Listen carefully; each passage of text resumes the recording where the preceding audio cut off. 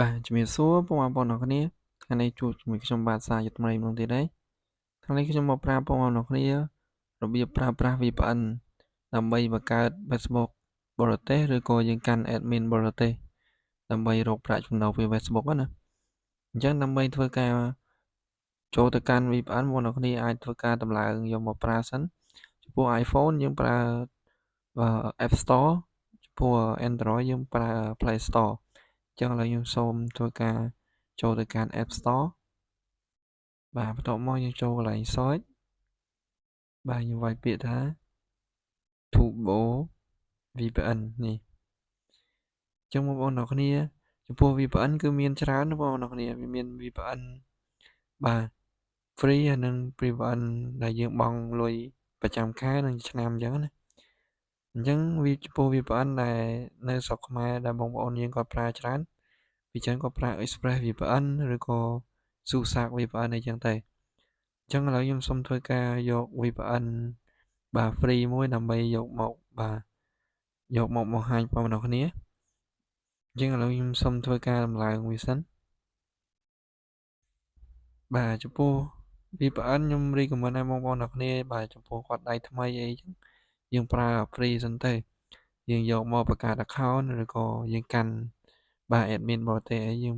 សាកល្បង VPN free សិនចឹងណាអញ្ចឹងបងប្អូនគ្នាឥឡូវខ្ញុំ down ពេញហើយខ្ញុំសូមធ្វើការ open វាបាទមកដល់កន្លែងនេះបងប្អូនគ្នាចូលកន្លែង agree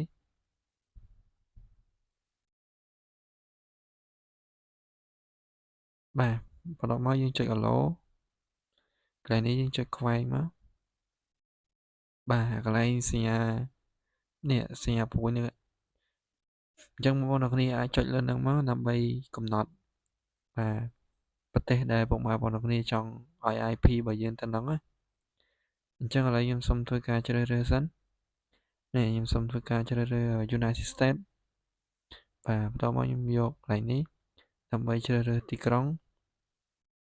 បាទអញ្ចឹងបងប្អូនគ្នាមានទីក្រុងច្រើនបងប្អូនគ្នាចង់ដាក់ទៅខាងណាក៏បានដែរឥឡូវខ្ញុំសូមដាក់ធ្វើការទៅ New York បាទចុចលើនឹងមកតោះមកខ្ញុំចុច allow បាទបន្ទាប់មកវានឹង connect ឲ្យយើងនេះបងប្អូនគ្នាអានេះគឺ license របស់គេនេះបាទយើងប្រើមួយខែ$11ជាងតែយើងប្រើបាន10 device អានេះមួយខែយើងប្រើ$13.99 20 device បាទ device ហ្នឹងទូរស័ព្ទឬក៏កុំព្យូទ័រយើងណាអញ្ចឹងមក VPN នេះយើងអាចប្រើបាន20អញ្ចឹងទៅបាទបន្តមកយើងចុចខ្វែងមកបាទបន្តមកទៀតយើងចុចចេញមកវិញហើយយើងចូលទៅ search មើលកន្លែងជ្រោមរបស់យើងថាតើ IP របស់យើងហ្នឹងបានលោតទៅខាងអាមេរិកនៅអញ្ចឹងបាទយើងចូលកន្លែង search នេះមកហើយបងប្អូនវាយពាក្យថា whoបាទនេះ whoever.net ចុចលើហ្នឹងមកបាទបន្តមកបងប្អូនគ្នាចុចលើនេះចុចលើ website ហ្នឹងមកបាទតបមកនេះបងប្អូនគ្នាយើងបាន connect IP វិញទៅខាង United States ហើយទៅ New York អញ្ចឹងឥឡូវ IP របស់យើងបានទៅខាងអាមេរិកហ្នឹងហើយអញ្ចឹងបងប្អូនគ្នាអាចចូលទៅធ្វើការបង្កើត Facebook បាទបរទេសបានឬក៏យើងអាចកាន់ admin បាទបរទេសបានសម្រាប់រកលុយ